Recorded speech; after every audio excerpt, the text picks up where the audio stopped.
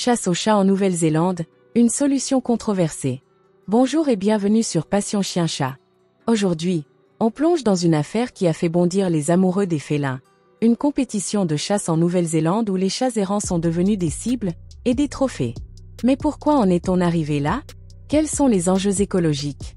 Et surtout, existe-t-il des alternatives plus éthiques? Installez-vous bien, on va tout analyser ensemble. Un concours de chasse qui choque le monde. En Nouvelle-Zélande, un festival rural a organisé une compétition où les participants, y compris des enfants, ont été encouragés à abattre des chats errants contre une récompense en argent. Résultat, 370 chats tués en 2024, soit une centaine de plus que l'année précédente. L'objectif officiel, protéger la faune locale et lever des fonds pour des écoles et infrastructures locales. Mais cette solution a indigné les défenseurs des animaux, et on comprend pourquoi. 2. Pourquoi la Nouvelle-Zélande veut-elle éliminer les chats errants?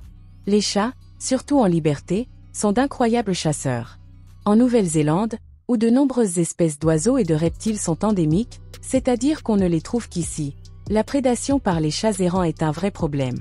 Chaque année, ils contribueraient à la disparition de 25 millions d'oiseaux.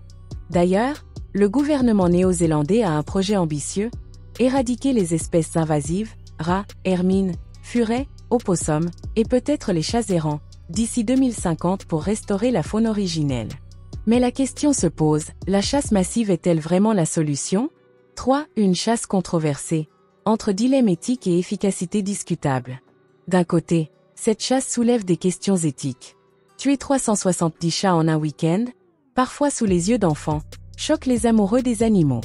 Les militants, comme ceux d'Animal Save Movement, dénoncent une banalisation de la violence et un manque de compassion.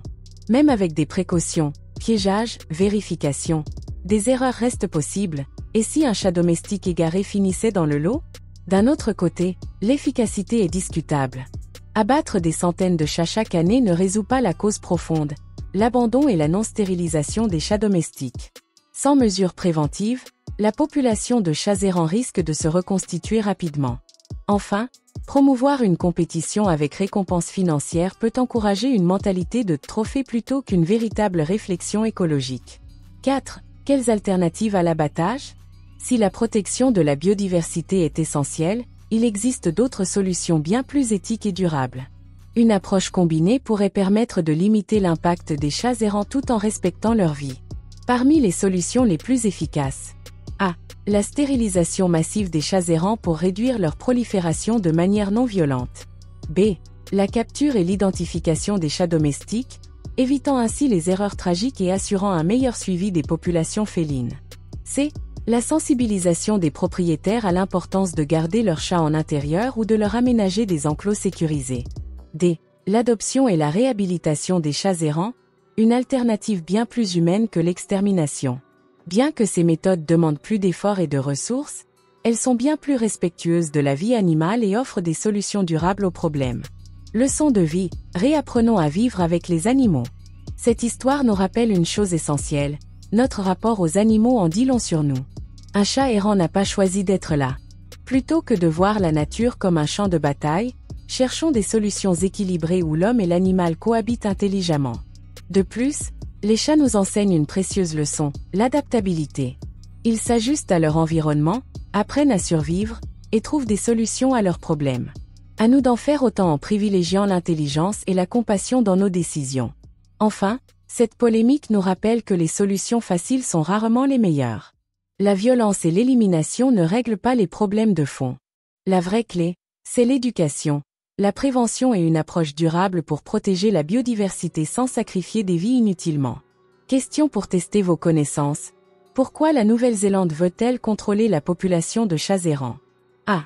Parce qu'il attaque les fermiers locaux. B. Parce qu'il menace la faune endémique. C. Parce qu'il se multiplie trop vite sans surveillance. Réfléchissez bien. La réponse arrive bientôt. La bonne réponse est B. La Nouvelle-Zélande veut contrôler la population de chats errants parce qu'ils menacent la faune endémique de ce pays. Alors, que pensez-vous de cette compétition de chasse aux chats en Nouvelle-Zélande?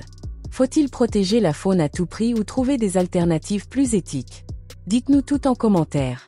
Si vous avez apprécié cette vidéo, n'oubliez pas d'aimer, partagez et vous abonnez à Passion Chien Chat pour plus de débats animaliers passionnants.